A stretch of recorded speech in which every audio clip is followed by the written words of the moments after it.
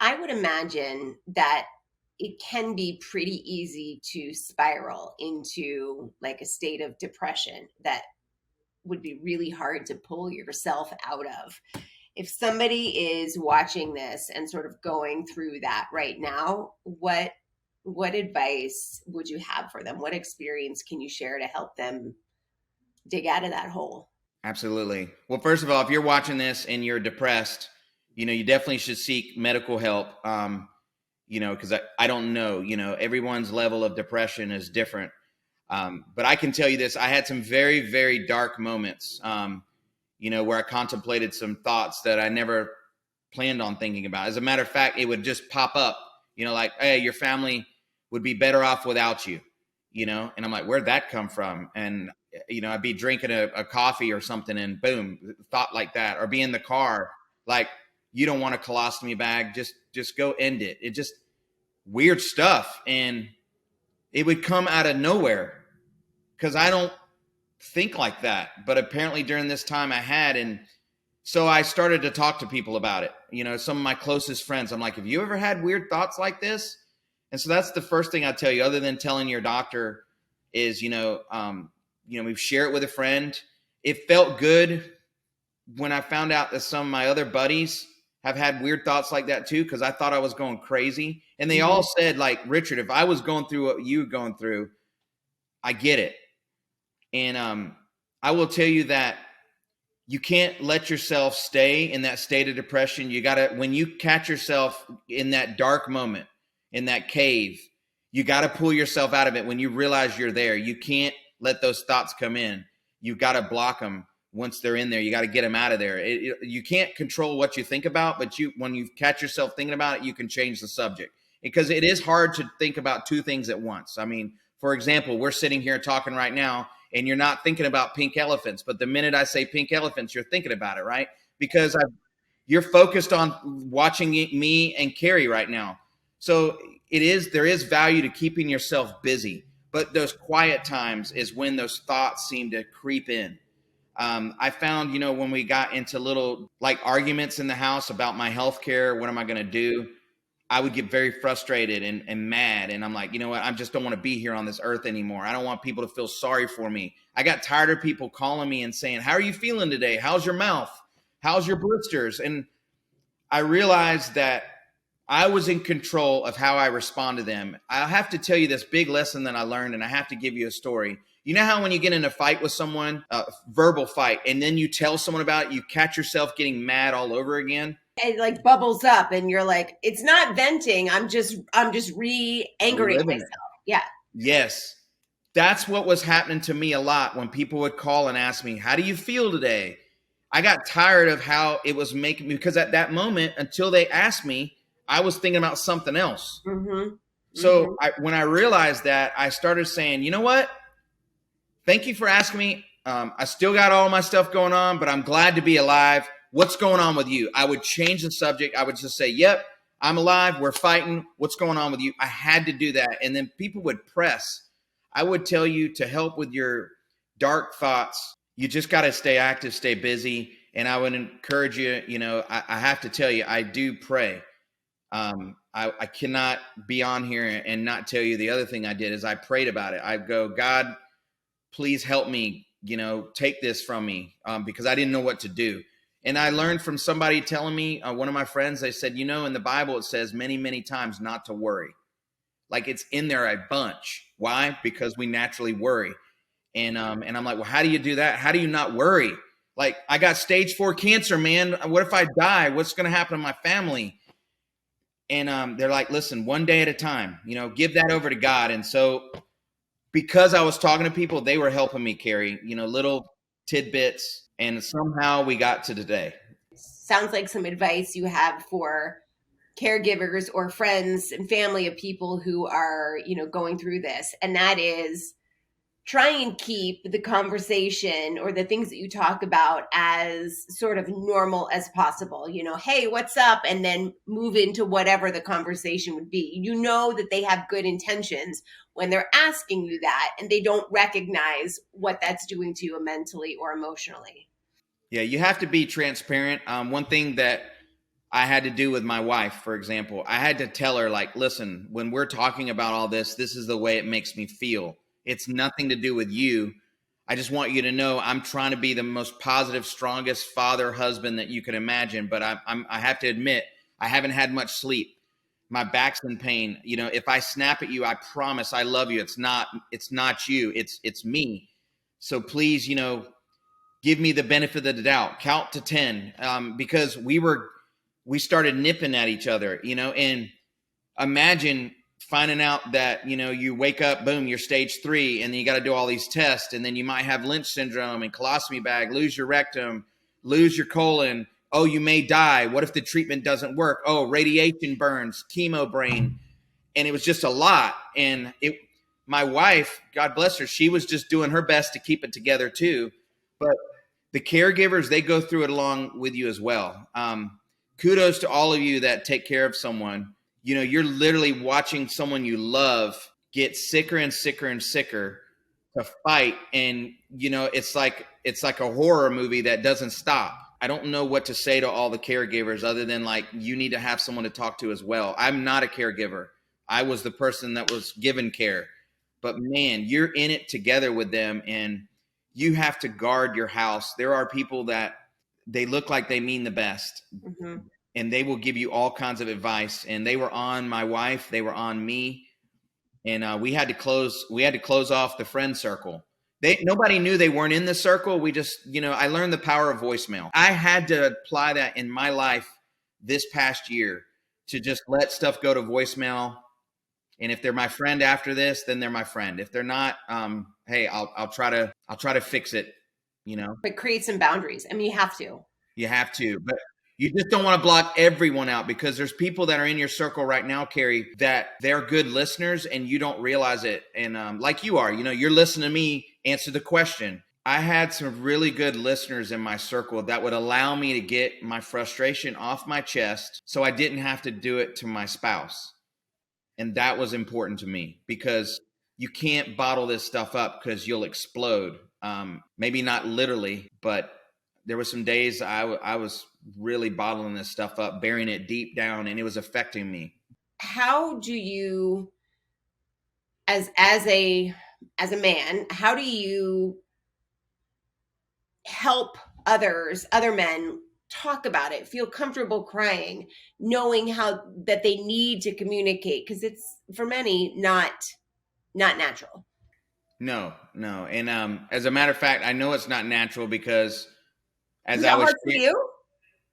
what to share, Yeah.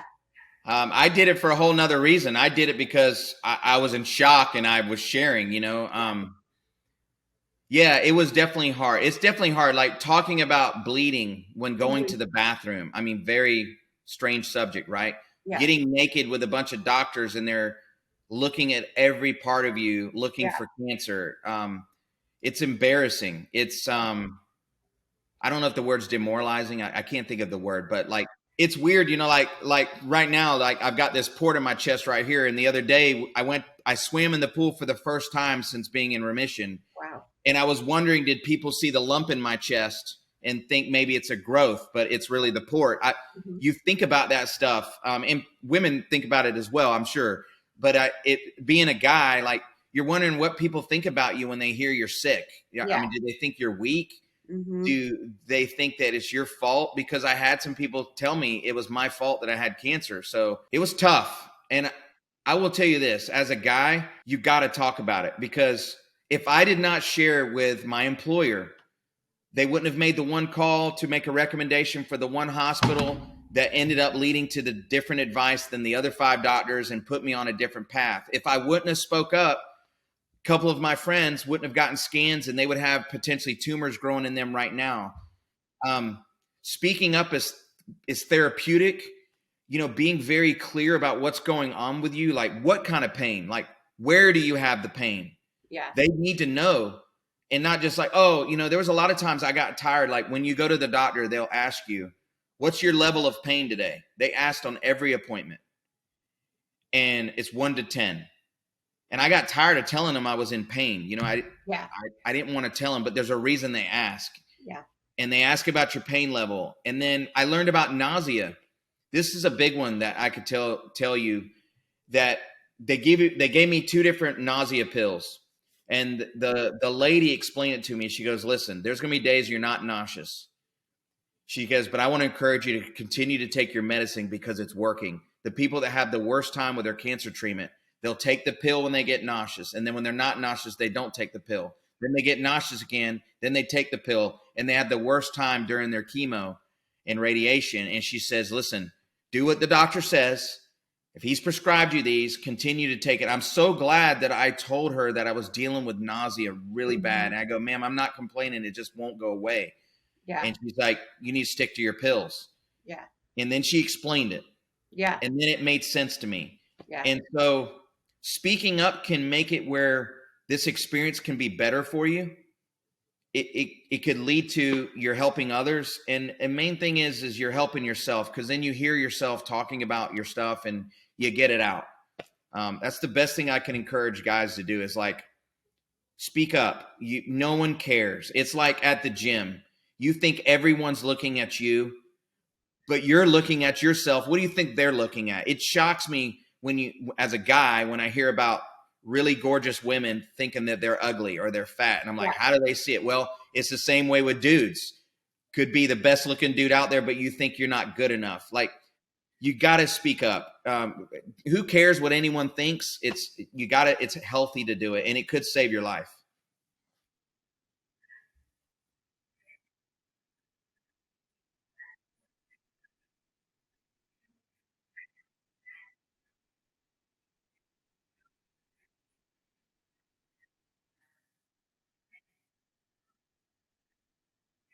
Women, again, broad strokes, tend to be more nurturing. We have been, you know, um, accustomed to, sitting down and talking with one another and, letting it out, if you will. For a guy who's not comfortable with that, do you have tips for how he can let this out with, friends or a community? And secondly, is there a strategy for bringing it up to your employer?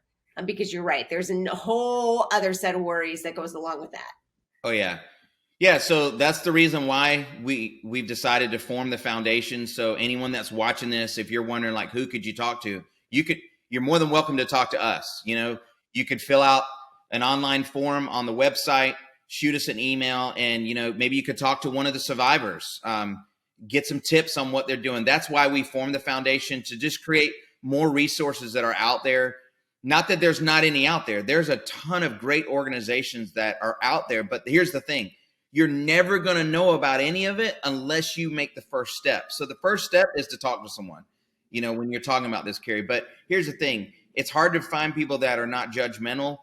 And the thing is, you kind of just got to assume that you're going to run into that. So that way, when it happens to you, you're not so surprised. Another tip is this, you've got somebody around you that's in your circle right now. It's time to talk to them. If you're finding yourself where you're like, all right, I have this diagnosis, what do I do? How do I talk to my wife about it? What do I do? Another tip I'd give you, if you're alone, right? There's a lot of people that are solo, alone, literally, and, don't know who to talk to. I would talk to your medical team. Hey, do you know of an organization I can talk to? Is there someone I can talk to here at the office? Is there a counselor? Is there something? I would tell you, if you look around, you don't like the friends you're around, then ask your medical team. I've always learned this too, and I think it applies here. You're an average of the people you surround yourself with. So if you've got people in your life that are really kind of negative, always, the world's falling apart, maybe it's time to you don't mean anything bad by it, but you got to protect your circle and your space. But you also got to be trusting and kind of like, okay, I'm going to just throw it out there. You're going to find that you feel a little bit better. And again, if you don't know who to talk to, I would start with your medical team. And then if you're lucky enough, and we're lucky enough that you're watching us still, keep coming back to the channel, keep watching YouTube, keep jumping on the website, because we're going to have more stories like mine. We're going to have stories where maybe someone, their outcome wasn't great, but the way they fought the battle was inspiring. I have a gentleman right now. His name is Wayne. We just got his story. He currently is battling terminal brain cancer. And this gentleman said that he chooses every day on how to, face up to this. And I can't wait for y'all to see this content that Wayne and his wife Holly have so graciously shared, because not all the stories end up great, but there are a lot of people that have beaten cancer. They have beaten it. Millions of people have beaten it. And you can too. If you're watching this, it all is up to your attitude and your decisions. And I'm telling you, you can help determine the type of outcome you have. You may go through all the processes that the doctor lays out for you.